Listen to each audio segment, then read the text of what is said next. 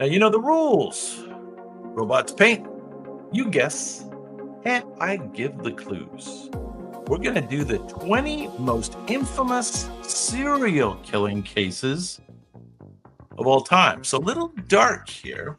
And this is both UK and the United States.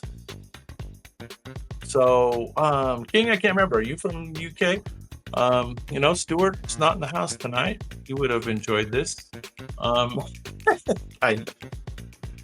Anyway, this is half UK, half United States. So I think this first one is US. He was known for many names, including the Gray Man and the Boogeyman. His crimes involve children, cannibalism, and horrific letters to victims' families. Lovely. He believed pain and murder were part of his spiritual calling. Yeah, you knew that. Okay. His acts horrified even seasoned New York detectives of the 1930s. He was executed by electric chair for a murder that barely scratched the surface. So yes, Mr. Albert Fish. Born in 1870 and killed in the electric chair. Executed in the electric chair in 1936. Fish once described himself as having a child in every state. Oh, thank you. I could have done without that fun fact, robots. Thank you. Number 19. Speaking of jolly old England, this couple lured victims into their home with promises of work or shelter. Their Gloucestershire, is that the way you say it? Gloucestershire house contained hidden rooms and buried secrets. They murdered at least 12 women, including one of their own daughters. Rose continued her crimes while Fred was away, showing no mercy. Their crimes shocked Britain for their cruelty and domestic horror. Yeah, you guys know your killers. Okay. Fred and Rose West is correct. It gives the date. Oh, the dates. I guess it's the dates of the crimes.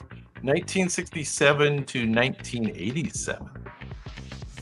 Their house at 25 Cromwell Street was demolished after the trial. Yeah, I think that was probably a good idea. Good idea. That would have certainly been a haunted house if they kept it. All right, number 18. Back to the U.S. This is interesting. He called himself the BTK Killer. And if you know what BTK stands for, you can tell me that too. For years, he taunted police with cryptic letters and details of his crimes. He taunted the police. He lived a double life as a church president and a family man. His downfall came when he sent a floppy disk that revealed his identity. Correct. Yeah. Yes. Correct. Bind, torture, kill. And this is Mr. Dennis Rader. His crimes spanned decades before his 2005 arrest. The desire for infamy ultimately led to his capture. Well, we had that. His crimes supposedly were from 1974 to 1991. You guys know your killers. Gotta give you that. You got that going for you. Dennis Rader.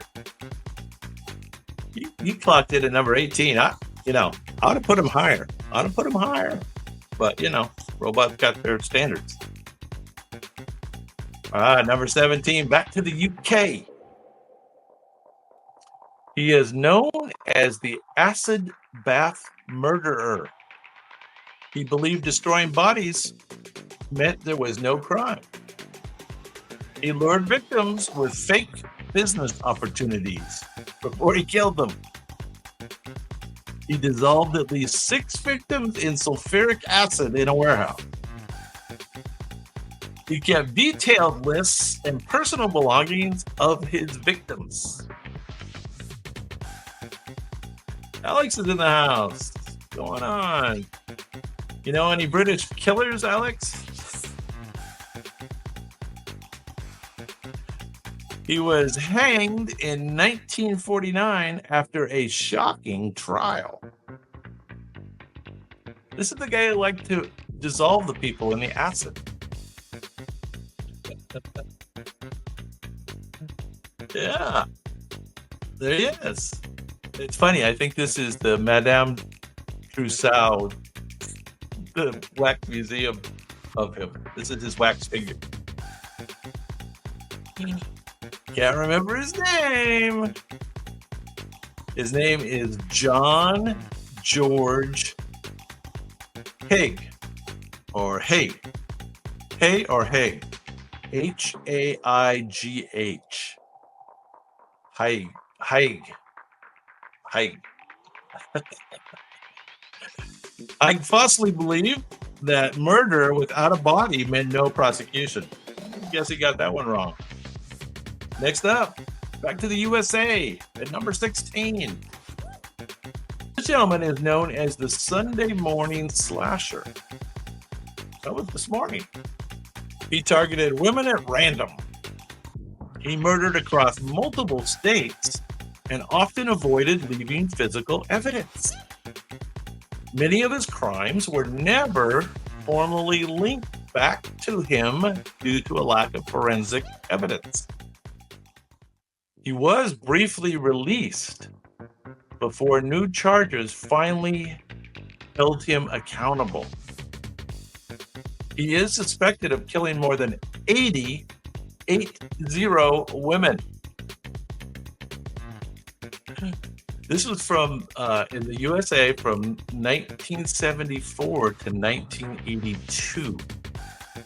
Despite his high body count, many of his murders remain unsolved. So he's confessed to 80 killings, but we don't know all the 80 yet. Not Samuel Little. This guy's name was Carl Eugene Watts. Carl Eugene Watts. There you go. He's a killer. He's a serial killer. 80 women across many states. There you go. The Sunday morning slasher. Next up, back to jolly old England. He set out with a chilling goal to become a serial killer. This guy had the goal to become a serial killer. His victims were all gay men he met at a London pub. He followed a self-made checklist to avoid detection. He confessed to police to gain notoriety. Okay, that's a little crazy. His murders were calculated, methodical, and terrifying. Not Samuel Little, although he's at the... We might be having a little internet slowdown, but that's okay. We're just trying to guess killers. This is number 15 from England. He was dubbed the Gay Slayer by the media. The Gay Slayer. Anybody know? The Gay Slayer from England. In 1993 was supposedly his main crime spree. Going once, going twice. This guy's name was Colin Ireland. Holland, Ireland, from UK, 1993. All right, the gay slayer. Guess he wasn't that well known.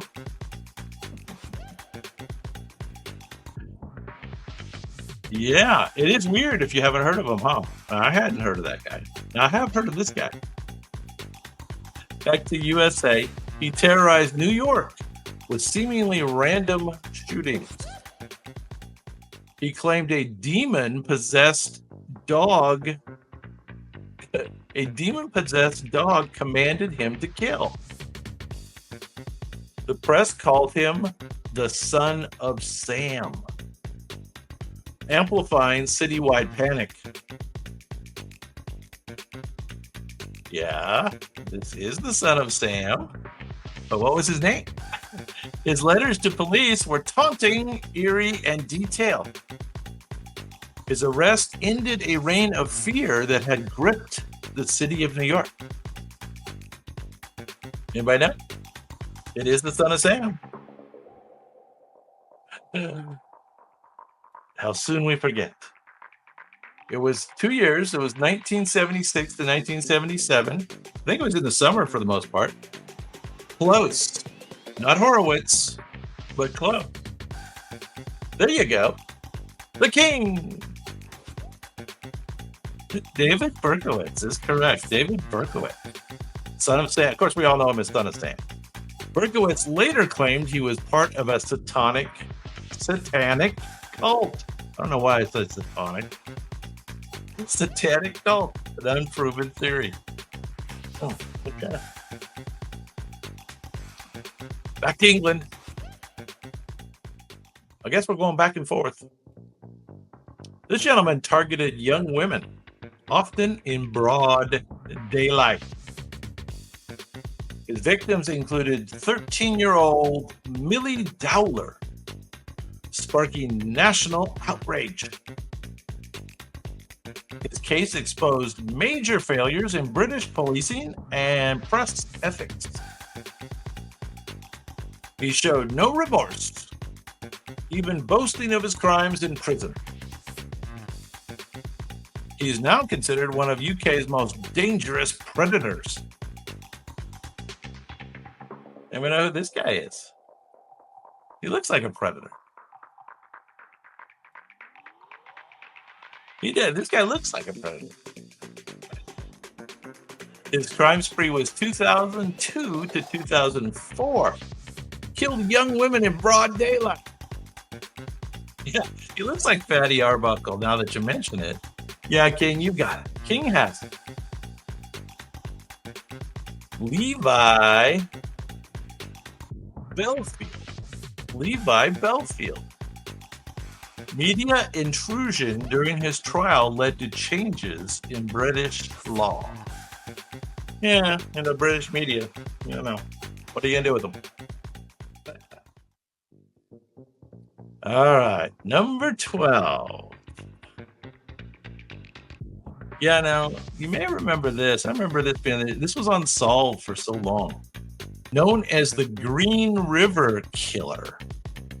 He dumped bodies near rivers around Seattle. His victims were mostly vulnerable sex workers. He evaded capture for decades, despite multiple interviews with police.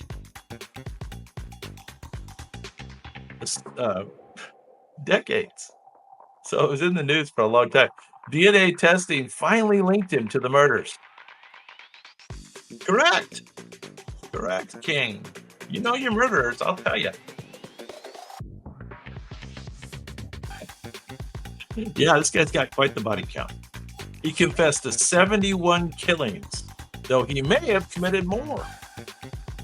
And yes, Gary Ridgway is correct. Supposedly the crime spree was 1982 to 1998. 1982 to 1988. He confessed to 71 killings. He told investigators killing was his career. He's a career man. All right, well, you know. I guess you would call that a successful career? Yes. All right. Number 11. Back to the UK. This gentleman lured young men to his flat with offers of food or shelter. He killed them, then lived with their bodies in the apartment for days. Remains were found in his plumbing when neighbors complained of clogs. It's getting dark again. He calmly recounted his crimes in shocking detail.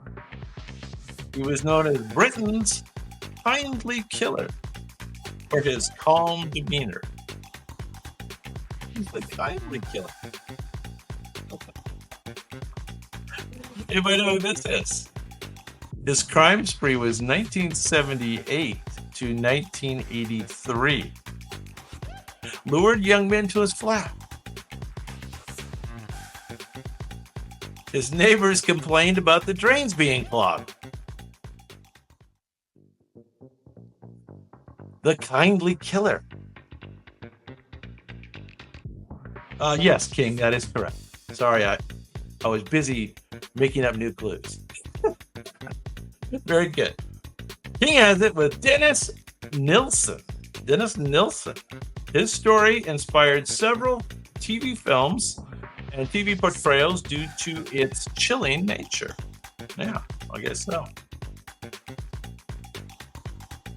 All right, now this is a weird story. She was a sex worker who claimed she killed in self-defense. Her victims were all male motorists killed with a handgun. Her story challenged public perception of female serial killers. She showed volatile behavior in interviews and court appearances. Now here's the key clue. Her life inspired films and documentaries, most famously the movie Monster. Charlize Theron won an Oscar portraying, Doctor knows his killers. Doctor knows his woman killers.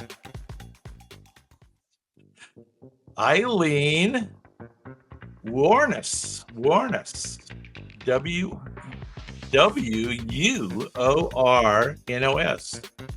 Wuornos. Charlize Theron. Monster. There you go. Eileen. Little old Eileen. Suppose we heard crime spree was 1989 to 1990. She checks in at number 10 on our list. Okay. All right. Back to the UK. This gentleman was dubbed the Yorkshire Ripper. He murdered 13 women and attacked many more. He claimed he was on a mission from God to kill prostitutes. The investigation was plagued by sexism and police missteps. His crimes created national panic and media frenzy. They never do that in England, do they? Media frenzy? He was finally caught during a routine traffic stop. Correct. Yeah, Shady. Shady knows his shady guys. Shady King, you guys know this killer. Peter Sutcliffe. Peter Sutcliffe is correct. Public criticism of the case helped reform investigative procedures in the UK. Crime spree was 1975 to 1980. The Yorkshire Ripper. He was on a mission from God to kill prostitutes. There he is. Public criticism of the case helped reform investigative procedures. There you go.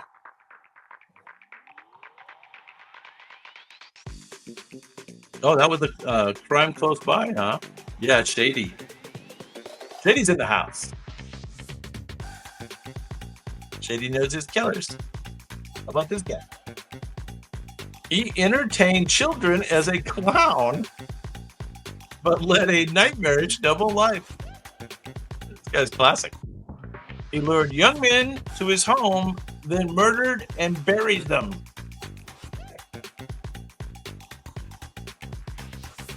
He maintained his innocence for years, despite overwhelming evidence.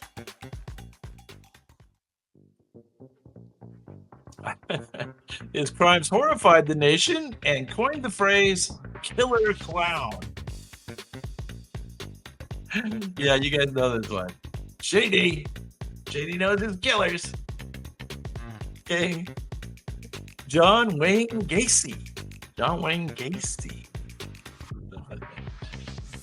1972 to 1978 was his crime spree. Gacy painted from prison. His art still sparks controversy today. Now, that's something we need to look up, isn't it? Maybe I could sell that on my website, on my YouTube channel. Serial killer's art. That's a niche. John Wayne Gacy. All right, we got 7 more killers. Serial killers. Worst of the worst. Number 7. He was only convicted of 2 murders, but became infamous for what police found. Let's just going back a bit. His crime spree was 1954 to 1957. He exhumed corpses and used skin and bones to craft furniture and clothing. His crimes blurred the line between horror, fiction, and fact. Yeah, he lived a secluded life in rural Wisconsin with deep psychological issues. Yes, you guys know this guy. How do you know him? Now, is this the guy that they based the Buffalo Bill from the Silence of the Lambs on? It sounds a little bit like it.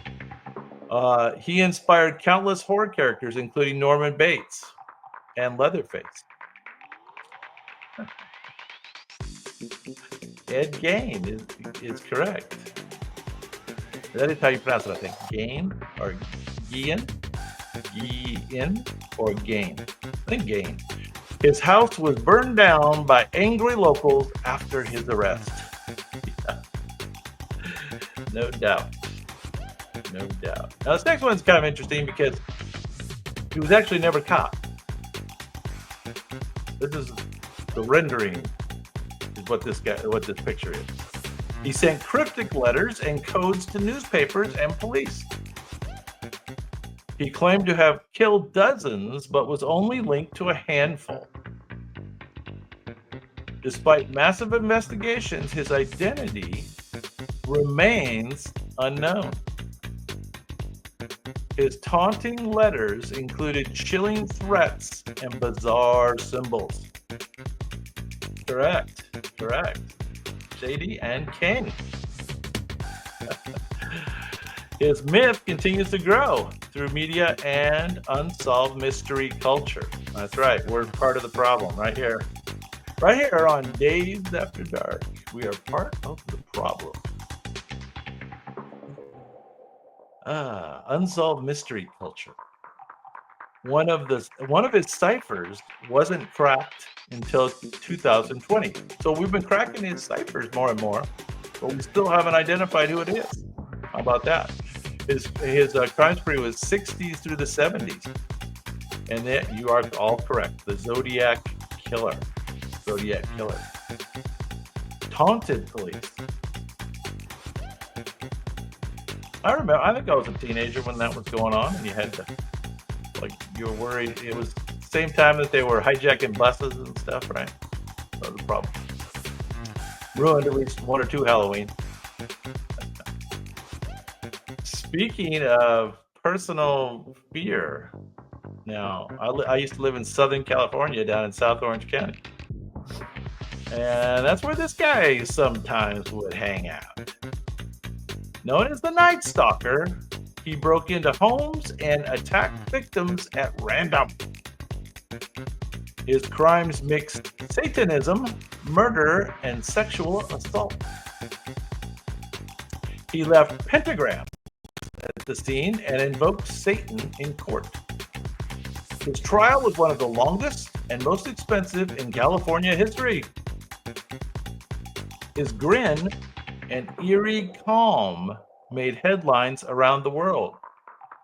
Yeah, you guys know your killers. That's all I got to say. Who knows? What was the year of his little crime spree? Anybody remember? Richard Ramirez is correct. Richard Ramirez. Wasn't somehow like his cousin involved or something? I can't. Or was that somebody else? That was somebody else. That was a different killer. Fans sent him love letters during his trial and incarceration. He's a fan favorite.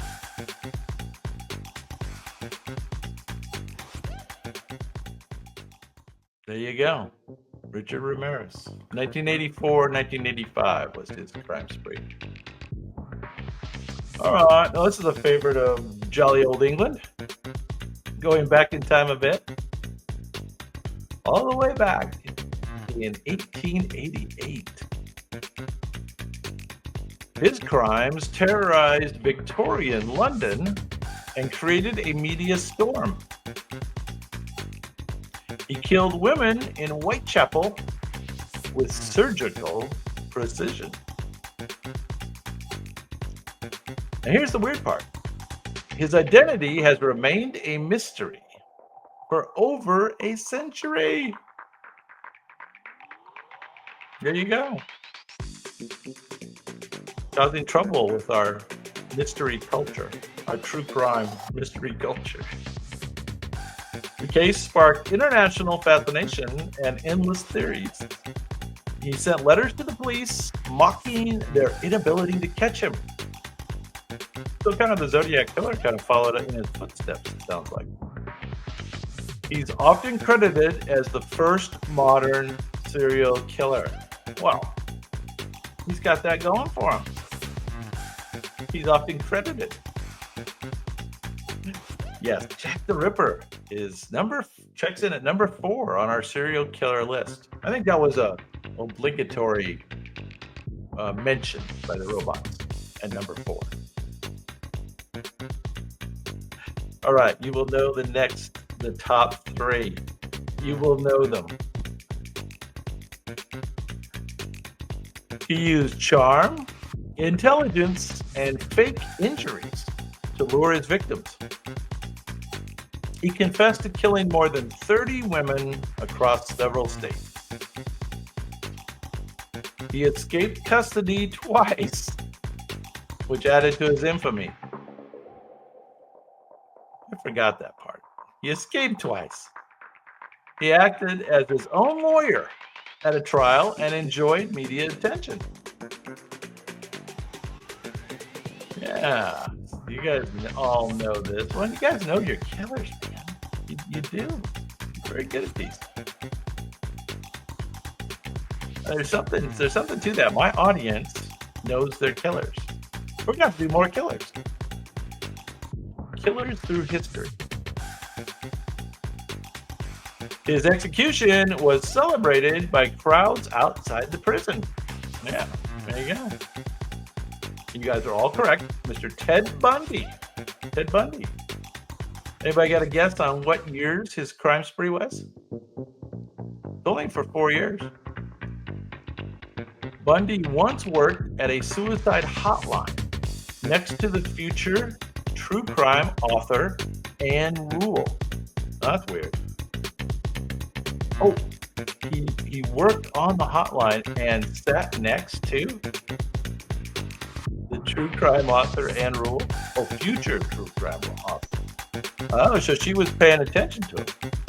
Interesting. Yeah, it was the 70s, 1974 to 1978. Anyway, we're on to number 2. And I apologize. I got hung up. Mr. Ted Bundy. This gentleman's crimes included necrophilia, cannibalism, and disturbing experiments. Nice. Police discovered body parts, skulls, and photographs in his apartment. The photographs don't sound so bad. He lured young men, maybe they were, with offers of money and companionship. His calm demeanor during confession shocked investigators. Yes. You guys all know that. Now he didn't last in prison, right? He didn't last that long. His trial and death sparked debates about insanity and justice. Well, could you imagine being in the jail with him? You know, it's you gotta kind of think that, well, I really don't want to sleep with one eye open the rest of my life. So I can't coexist with this gentleman. It's him or me. You never know when he's gonna do something weird. His story has been portrayed in numerous documentaries and a Netflix series. There you go. Jeffrey Dahmer. Infamous. There you go. Unfortunately, his crime spree lasted quite a while. 78 to 91. There you go. Well, now you certainly know the top one. You certainly know number 1. Most famous. Not necessarily most gruesome, although pretty gruesome. He didn't personally kill most of his victims, but ordered the brutal murders. His followers believed he was a messiah, destined to start a race war.